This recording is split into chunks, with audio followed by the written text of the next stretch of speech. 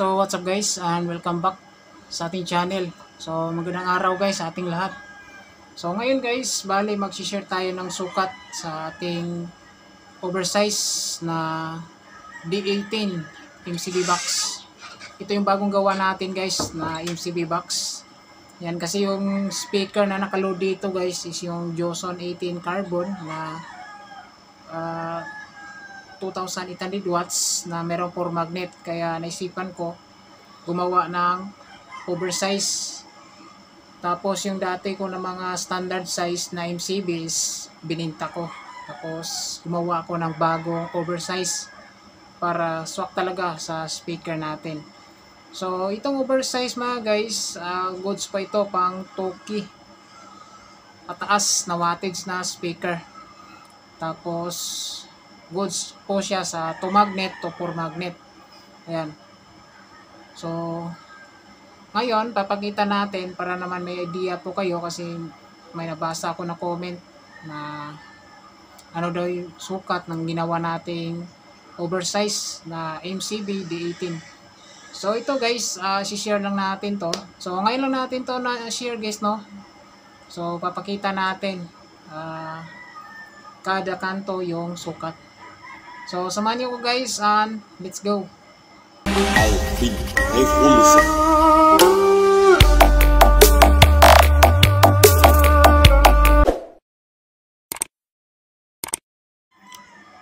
So ito guys, papakita na natin yung sukat.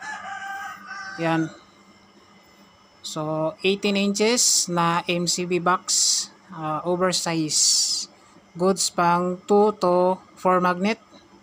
Goods to 1.8 to 3 kilowatts, depende na sa atin. Ayan, so magagamit naman rin dito guys ay dalawang plego sa isang box, kasi doble sa ilalim, tapos sa likuran nito guys ay nakadoble yung marin, tapos kabitan ng speaker nito is nakadoble rin, pati na yung cover natin sa loob is nakadoble to. Ayan, so size naman rin dito is 3/4. Tapos yung gamit naman rin natin dito guys ay Orgon ply marine na plywood, made in Philippines. So okay siya, matibay. So ito, papakita na natin. Mauna muna tayo sa kanyang pinaka height niya or taas. Yan, hiniga lang natin guys para makita talaga natin. Bali yung height ng box natin guys ay ito, 38 inches. Ayan guys, 38 inches guys yung pinakataas niya or pinaka height. Yan. Tapos yung sukat galing dito sa harap patungo dito sa pinakalikuran niya mga guys ay ito. Yung sukat niya is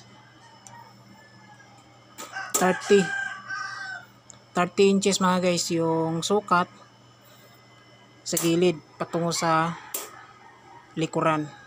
Yan. So 30 inches mga guys. Dito naman sa lapad niya, yan, susukatin din natin. So yung lapad nito guys is 24 inches or 2 feet. Ayan. Pero kapag mag-cut tayo guys ng marin sa loob, kasi naka cut po ito dito sa loob, yung sukat sa loob nito guys, pag magka-cut kayo ng marin, yung sukat ng marin sa loob dito is ito, 22 inches and 1/2 yung pag-cut natin. Ayan, sa loob. So dito sa baba guys ay naka-double po yung marin. Yan, hanggang sa dulo. So dito naman guys sa kanyang binakaharap, pag magka-cut tayo is abot po ito ng 18 inches. Ayan, 18 inches po yan guys. Tapos tinanggalan lang natin ng 1/4 na pinaslant. Yan, kasi slant po ito patungo sa loob. Pag ganun. So, 18 inches. Tanggal na ng 1/4. So, yung matitira na lang dito ay 17 inches and 3/4. Yan. Tapos, yung dito guys, bago tayo mag-cut para sa daanan ng speaker, so kada gilid dyan is 1 inch. 1 inch. 1 inch mga guys. Same din dito. Yan. So, yung takip natin dito is ito. 15 inches and 1/2 yung takip by 20 inches and 1/2. Ayan guys. So patungo naman guys sa likuran. Ito siya guys, patungo naman dito sa likuran. So yung taas niya is pag pinagsama dito, yung pinaka harap is maabot siya ng 17 inches and 1/4. Ayan. Pero kapag magka-cut talaga tayo guys, para sa baba, yung pagkatang natin dyan ay 16 and 1/2. So merong slant na 1/4 dyan sa loob, abot siya ng 16 and 3/4 yung cut natin. Yan. Tapos dito naman guys, susukatin nyo lang kung ano, magkano yung matitira dito. Ayan. Sa akin dito, yung natira dito guys ay 19 inches. Ayan. So hindi pala to naka total dagpi dito. Nilagyan ko to ng allowance na 1 inch. 1 inch. 3/4 pala guys, 3/4. Hindi umabot ng 1 inch. 3/4 taas. Dito rin is 3/4 nito. Yan. Tapos ito, depende na sa atin kung ilang taas or haba. So may sukat itong 16 inches. Tapos ito, bago ko to nilagay, may allowance tayo dito 1 inch. 1 inch dyan guys. Bago tayo nagbutas sa gitna.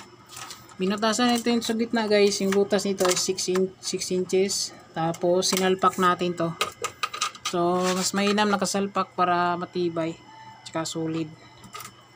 Yan. Tapos ito. Mayroong 45 degrees na slant dito guys. Ito. Para mag-slide lang yung base. So merong sukat 8 inches. 8 inches lang guys. Ayan. So 8 inches. Yan, nakita. 8 inches. Tapos hindi natin to kita sa loob, pero yung cut natin dito or yung haba sa lagayan ng speaker, yung cut ko dito guys ay 22. Yan.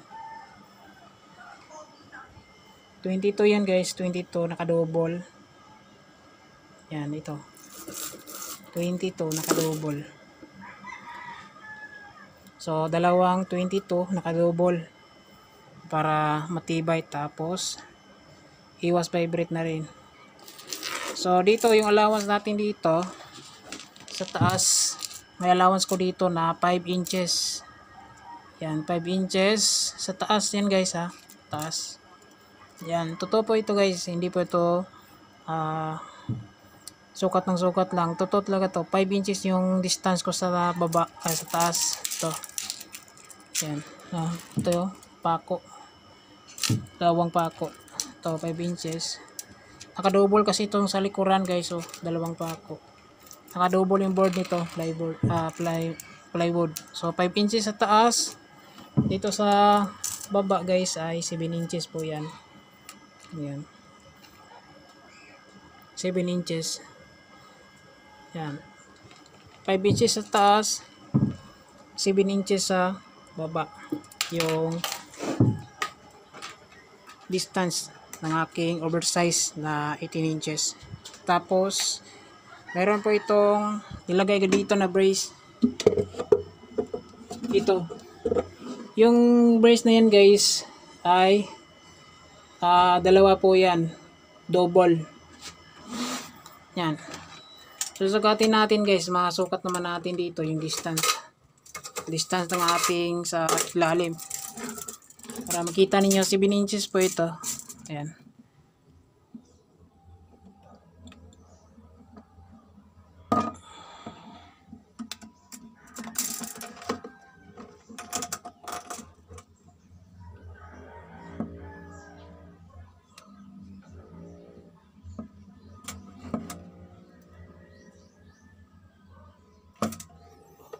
Yan guys, sana nakita ninyo 7 inches yan sa baba, sa taas ay 5 inches yan. So yan guys, na pakita na natin yung sukat ng ating MCB D18. So medyo mabigat lang siya guys, kasi dalawang Playgo na nakain sa itong isang box. Tapos yung speaker nito sobrang bigat, naka 4 magnet kasi ito yung laman nito, yan, kaya naka double rin sa lalim. Meron akong dalawa dito hindi naka double kasi may dalawa akong 2 magnet lang. So ito, dalawa kasi ito guys na oversize ko na double sa ilalim. So ito, pangalawa po ito yung oversize natin. So itong pang 3 at 4 oversize nito, same sukat. Dito lang sa ilalim, single lang yung nilagay ko. Ayan, kasi 2 magnet lang naman siya. Ayan, tapos para hindi masyado mabigat dahil ipapatong lang naman to, itong dalawa. Kaya single magnet lang. Single board pala. Single marine lang pala sa ilalim. Ito, naka-double. Ayan. So mas mainam, may pintura, tapos may corner guard para hindi